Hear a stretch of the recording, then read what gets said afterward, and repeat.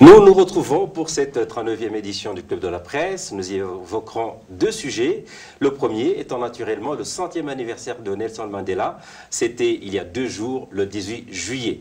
Un nom qui résonne dans toutes les têtes des Burundais. La raison, vous le savez, c'est lui grâce à qui l'accord d'Arusha a été signé en 2000, ramenant ainsi la paix au bout de 10 ans d'une sanglante crise.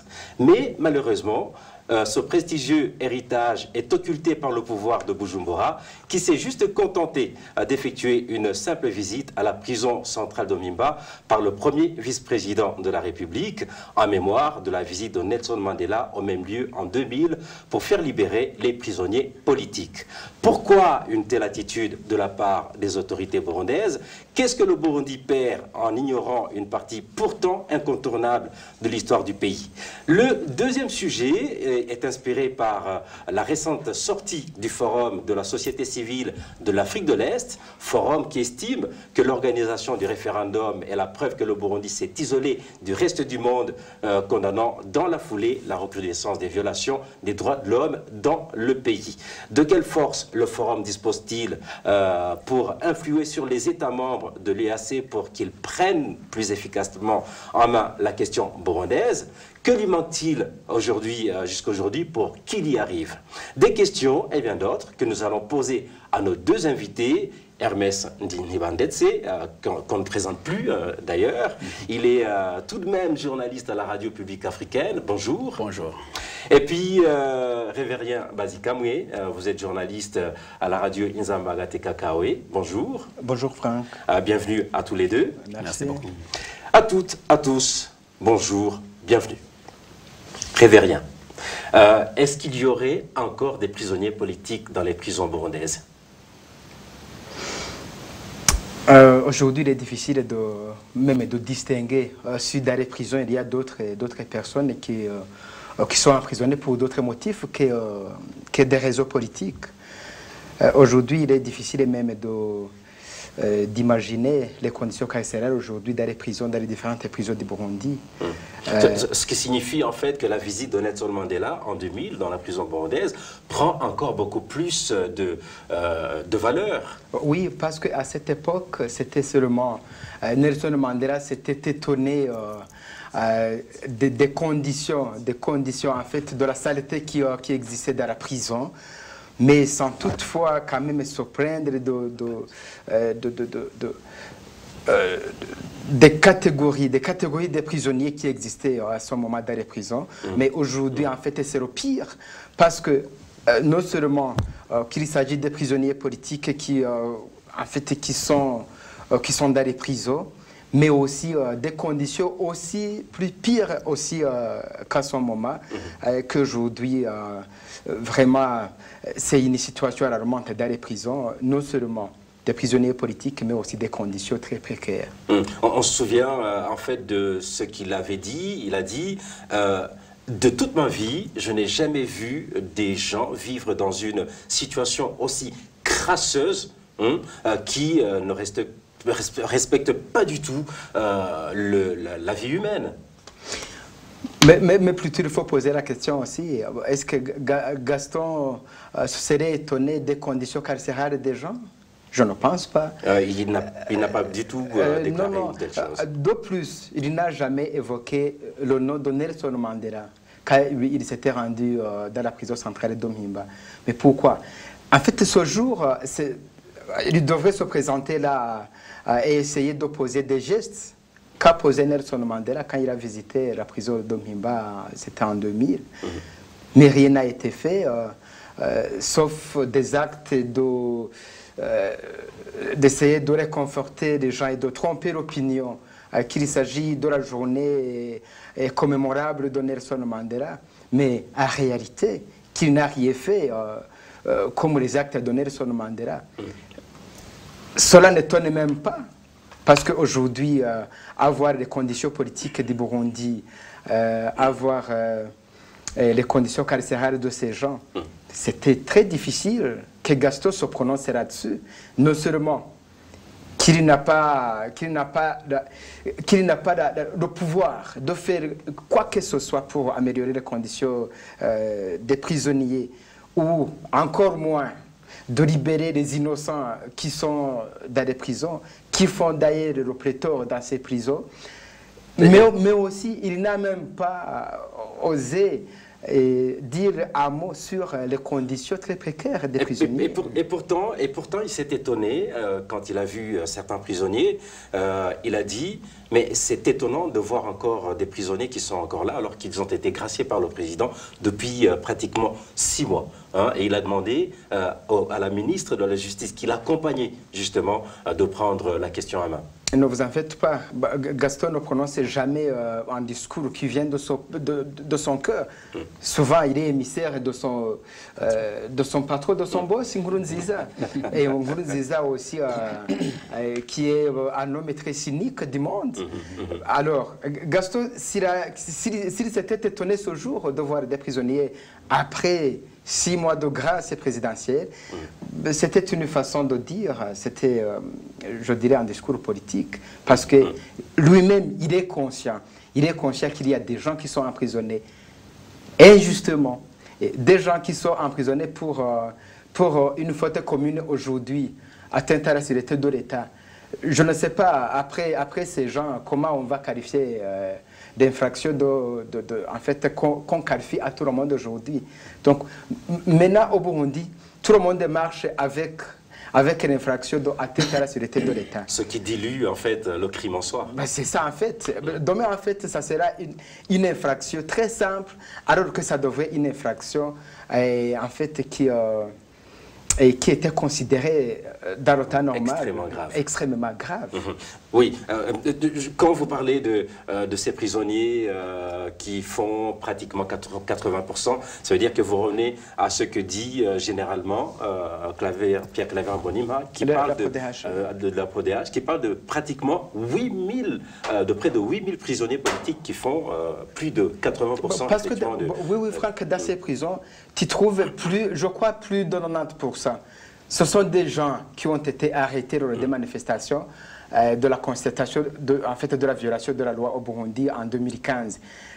Donc, ces prisonniers sont faits en grande partie de ces gens qui ont été arrêtés en 2015. On y reviendra peut-être dans l'émission. C'est le moment de se tourner vers Hermès.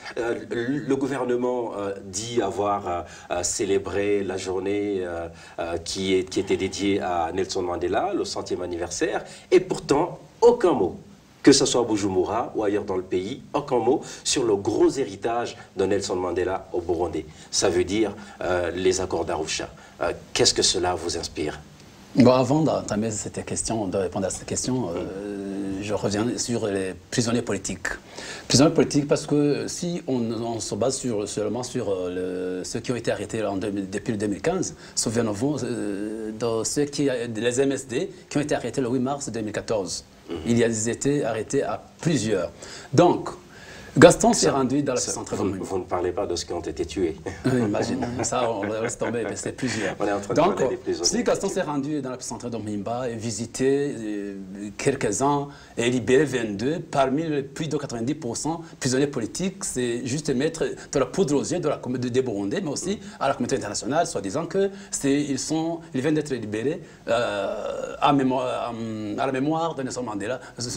Mais entre-temps, il faut se rassurer. Est-ce que ces 22 sont des prisonniers politiques? Voilà la question. Tout le monde se pose la question, quels sont les critères de libérer les 22 personnes parmi les 90 prisonniers politiques? C'est un problème. Je ne pense pas que les femmes, les vieilles femmes de 70 ans, de 60 ans, de 50 et quelques années, que ce soit vraiment des membres de partis politiques. Pour la plupart, c'était de vieilles personnes. Bon, okay. L'exemple de Nzofar Rouché qui a été emprisonné avant le vote du référendum, mais qui a été immédiatement libéré après avoir dit des propos de la haine, je pense. Mais qui poussait plutôt à faire tuer les opposants. Les opposants et les mettre dans la Tanganyika. Mais lui, en tant que membre du parti au pouvoir, il a été libéré sans problème. Mais voilà que d'autres gens qui ont été, je dirais, donc leur détention a été terminée, ils ont toujours mis sous les verrous dans la centre de Moïba. Alors, vous avez évoqué les accords d'Arusha. Si Gaston s'est rendu à la prison centrale de Mbimba, qui n'a pas prononcé au moins quelque chose en rapport avec les accords d'Arusha, c'est parce que les accords d'Arusha ont été enterrés par le pouvoir de Bujumbura avec la nouvelle constitution. Donc, avec la nouvelle constitution, rien n'est mentionné, les accords d'Arusha. Alors, les accords d'Arusha, c'est le pilier de toutes les institutions qui sont au pouvoir au Bujumbura. C'est ça que je peux dire. Si Gaston n'a pas dit, aujourd'hui, en commémorant au 100e anniversaire de Nelson Mandela, il fallait au moins faire souvenir aux gens, au Burundais, que c'est Nelson Mandela qui a fait tout pour créer des accords d'Arusha. Justement, il aurait pu au moins faire semblant. Gaston a transmis le message de son patron, comme disait Révérien. S'il osait dire Nelson Mandela, c'est le pilier, c'est le premier, c'est l'auteur principal des accords d'Arusha, il aurait succombé, je ne sais pas. Il aurait commis une grave erreur de son patron. Donc il a lancé un message de son patron. Et cela dit que, monsieur le ministre de la Justice, il faudra libérer ces gens. Mais c'est pas. Il a dit ce qu'il pense, mais est-ce que l'action sera mise en place? Je ne sais pas. Donc les accords d'Arusha, c'est le pilier de toutes les institutions étatiques au Burundi. Mais aussi la constitution qui émanait de ces accords d'Arusha a été également enterrée par le pouvoir de Bujumbura. Est-ce que c'est maintenant qu'ils vont dire, souvenez-vous de Nelson Mandela, qui a été Nelson Mandela? Moi je ne dirais pas que Nelson Mandela, même s'il a fait tout pour créer des accords d'Arusha, mais aussi il a fait une grande chose pour le continent africain. Souvenez-vous de l'apartheid. Il a été emprisonné pendant 27 ans. Mais à sa sortie, il a combattu pour que... Peut-être pas seulement pour l'Afrique, mais à travers le monde. Souvenez-vous, la question sud-africaine, elle ne concernait pas seulement des Noirs. Il y avait également l'apartheid. C'était une question qui concernait les Noirs et les Blancs. Et les Noirs et les Blancs, c'est pratiquement tout l'univers. Enfin, je veux dire, toute la planète, quand on parle de Blancs et de Noirs. Et donc, c'est un symbole fort pour pratiquement, Nelson Mandela est, de par son action, devenu un patrimoine mondial, et non pas de l'Afrique. Révérien, voir que ce soit à Bujumbura, ou à travers tout le pays, que le président de la République ou les ministres, les différentes personnalités qui ont visité les différentes prisons dans le pays, ne pas prononcer un seul mot sur l'accord d'Arusha. Est-ce que c'est un message? Oui, c'est un message de contestation aux accords d'Arusha. En fait, s'ils ont voulu poser un tel geste, en fait, au jour de l'anniversaire de Nelson Mandela, et qu'ils n'ont pas voulu aussi se prononcer par rapport à la personnalité de Nelson Mandela et à ses actions et à sa reconnaissance par rapport au peuple burundais, par rapport à l'établissement de l'ordre au Burundi après la signature de l'accord d'Arusha.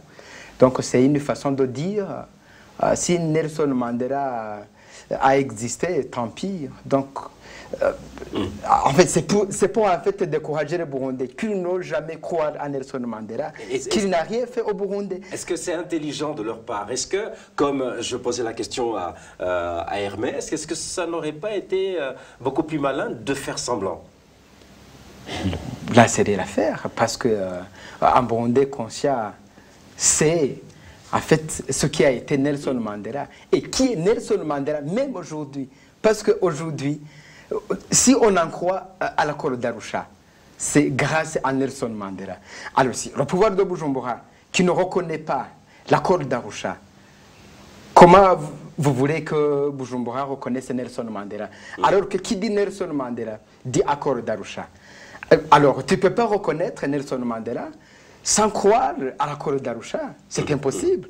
En fait, ce sont deux choses qu'on ne peut pas... Indivisibles. Indivisibles. Tu ne peux pas parler de Nelson Mandela et dire j'ignore l'accord d'Arusha, parce que c'est lui le père de l'accord d'Arusha. Si un Burundais aujourd'hui dit, donc voilà, c'est la journée qu'il faut se souvenir de Nelson Mandela, et je veux visiter les prisonniers, et que tu ne poses pas l'acte que Nelson Mandela a posé de s'étonner des conditions très précaires des prisonniers. Aller à la prison centrale de Mbimba, dire que voilà, donc on va libérer 22 personnes. Qui sont ces 22 personnes d'abord? Hein? Quels Qui ne critères? dit pas que ce sont ces Imbonerakure. Bah oui. Ces criminels du CNDD-FDD qui sont emprisonnés. Qu'on fait qu'on emprisonne et qu'on libère comme ils veulent.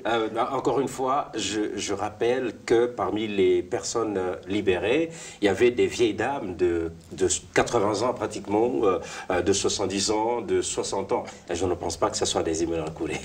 Non, en fait, non, c'est un exemple que je donne. Je ne dis pas que les 22 sont des Imbonerakure.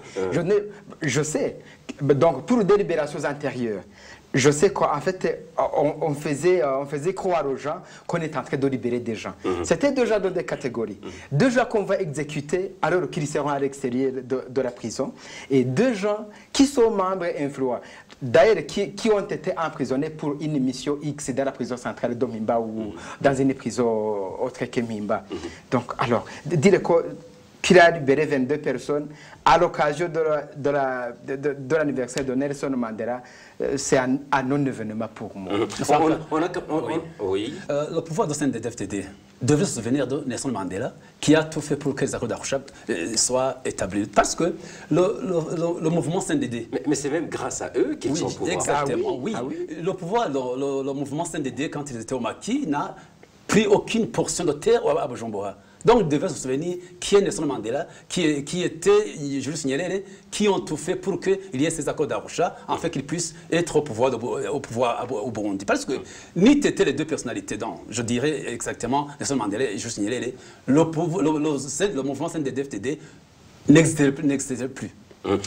Heureusement, tout de même, qu'on a vu certaines personnalités comme les anciens chefs d'État, notamment Bouyoya, Ndaïzeye et même Nibangu Nganya, qui ont quand même salué l'action de Nelson Mandela pour les Burundais, qui ont reconnu effectivement sa part dans le retour de la paix après les 10 années de guerre, de crise sanglante qui ont emporté pratiquement plus de 300 000 vies au Burundi, selon les rapports des Nations Unies. Nous passons à notre deuxième sujet qui concerne le forum de la société civile de l'Afrique de l'Est qui a sorti un communiqué qui fustige l'organisation du référendum du 17 mai en disant que cet accord-là, plutôt le référendum, vient effectivement enterrer encore une fois l'accord d'Arusha en parlant notamment de l'isolement du Burundi par rapport au reste du monde. Hermès, aujourd'hui, avec la situation actuelle au Burundi, où tout de suite, il y a quelques minutes, vous venez de dire l'accord d'Arusha était complètement enterré. Est-ce que vous pensez que ce communiqué peut apporter quelque chose ? Je pense que oui, ce forum de la société civile de l'Afrique de l'Est peut apporter quelque chose, mais le problème est que la déclaration de ce forum, pour Nkurunziza, ne dit rien. Parce que Nkurunziza est devenu quelqu'un, je sais pas comment dire, c'est quelqu'un qui se voit, donc qui est presque au-dessus de tout, au-dessus de la loi nationale et de la loi internationale.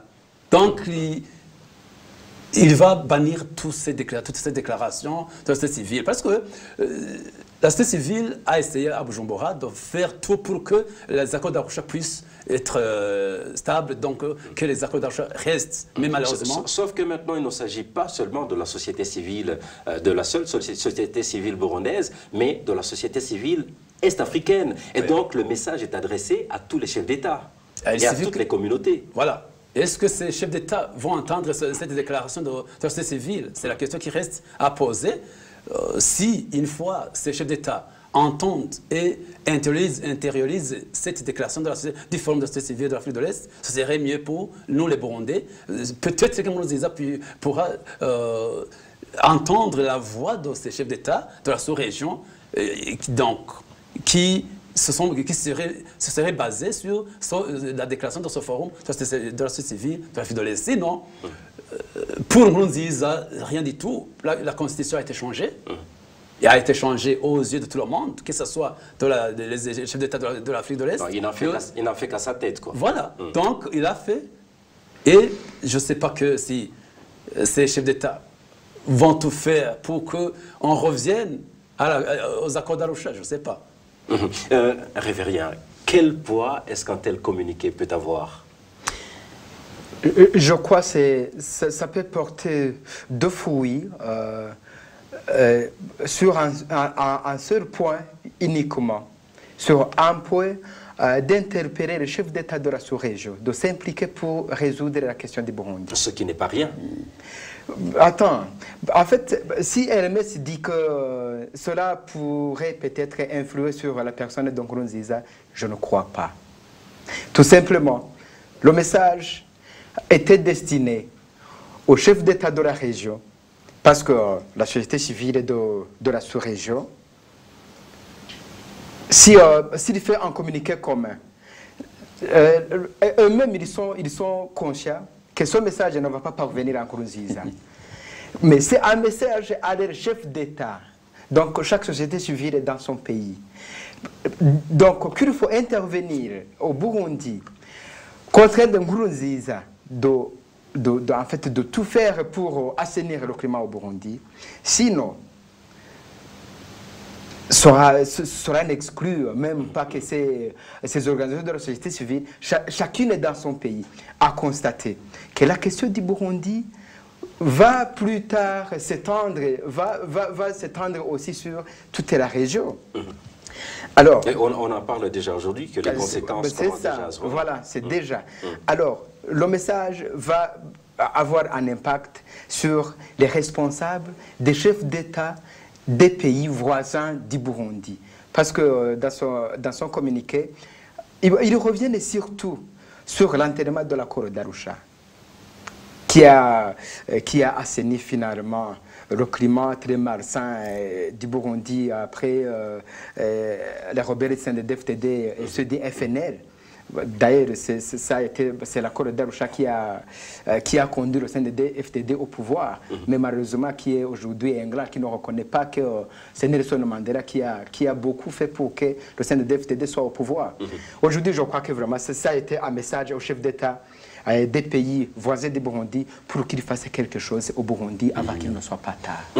Mais Hermès, le communiqué du Forum de la société civile de l'EAC n'est pas quand même une action isolée. Il faut se rappeler qu'il y a une dizaine de jours, les eurodéputés ont sorti un communiqué assez fort pour demander à ce que l'accord d'Arusha soit rétabli et que le dialogue inclusif puisse effectivement avoir lieu, reprendre et avoir des fruits escomptés. Est-ce que vous ne pensez pas que ces actions mises ensemble peuvent effectivement avoir de l'impact?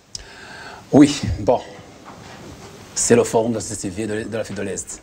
Je pense que le dialogue peut reprendre le 15 août si rien ne change. Peut-être que cette déclaration pourrait inciter... Avec la rencontre, il faut le signaler, la rencontre cette semaine de Benjamin Mkapa avec Yoweri Museveni. Ouais. Je pense que, par chance, la déclaration du forum peut influencer ces chefs d'État, ces médiateurs interburundais, avoir au moins une conscience pour influencer d'autres chefs d'État qui avaient ou qui ont encore une fois des intérêts pour protéger Nkurunziza et de rester au pouvoir. C'est-à-dire que cette déclaration du forum, si par chance, influencerait les deux médiateurs dans le dialogue interburundais pour que les deux puissent entendre de la même façon la question qui règne au Burundi, qui fait que tous les Burundais soient tués, qui fait que les Burundais soient mis à l'écart du pays, qui continuent à fuir. Si une fois les deux médiateurs entendent de la même façon la déclaration du forum et qu'ils transmettent le même message aux chefs d'État, aux 5 chefs d'État de la sous-région, il peut y avoir quelque chose. Donc, sinon, avec la déclaration du forum, je dis qu'il y a des déclarations qui ont été sorties il y a plusieurs jours, mais Nkurunziza quittera le pouvoir par la force et non pas par les déclarations de l'Afrique de l'Est, mais aussi des déclarations de la société civile. Vous l'avez vu en 2015, la société civile burundaise a tout fait pour que les accords d'Arusha soient rétablis, mais vous avez vu qu'il a usé de toutes ses forces pour que les accords d'Arusha soient enterrés. Révérien, vous dites que la force de ce communiqué et du forum aujourd'hui est assez limitée, mais qu'est-ce que la société civile en Afrique de l'Est peut faire pour qu'il y ait effectivement un véritable impact en quelques secondes? C'est toujours le travail de cette classe d'un pays et pour influer sur le pouvoir, de faire quelque chose pour redresser un pays comme le nôtre aujourd'hui qui avance vers un fossé. Donc, je crois qu'aujourd'hui, la société civile pourrait peut-être augmenter et changer aussi de forme de déclaration, comme Hermès le dit, et qu'il faut finalement donner par exemple en alerte en dehors de la région pour montrer la situation au Burundi aujourd'hui, qui risque aussi Je parlais tout à l'heure des eurodéputés qui ont sorti également une communication assez forte. Par exemple, le communiqué du Forum de la société civile de l'Afrique de l'Est pourrait aussi s'associer à ces autres qui crient pour le Burundi et qui crient pour le retour de l'ordre au Burundi pour faire quelque chose. Et pourquoi pas songer à ce que Hermès dit, que ces déclarations donc ne disaient rien en Nkurunziza, qu'il faut plutôt passer à une autre action qui pourrait peut-être le convaincre qu'il faut quitter le pouvoir ou redresser le pays à tout prix. On sait ce que c'est la guerre, quand il y a une guerre, on sait qu'il y a des pertes de vie et que généralement la plupart des victimes sont effectivement des victimes et non pas les policiers plutôt les politiciens qui se rentrent dedans, malheureusement. Mais espérons que l'appel de ce forum de l'EAC sera entendu par le pouvoir de Bujumbura ou encore par la communauté internationale ou par les chefs d'État de la sous-région pour effectivement pousser et aboutir à quelque chose sur la crise burundaise. C'est la fin de cette 39e édition du Club de la Presse. Merci à nos deux invités, Révérien Bazikamoué et Hermès Niwandetse. Merci beaucoup. Merci également à toute l'équipe technique pour leur assistance. À toutes, à tous, je vous donne rendez-vous la semaine prochaine pour un nouveau rendez-vous du Club de la Presse.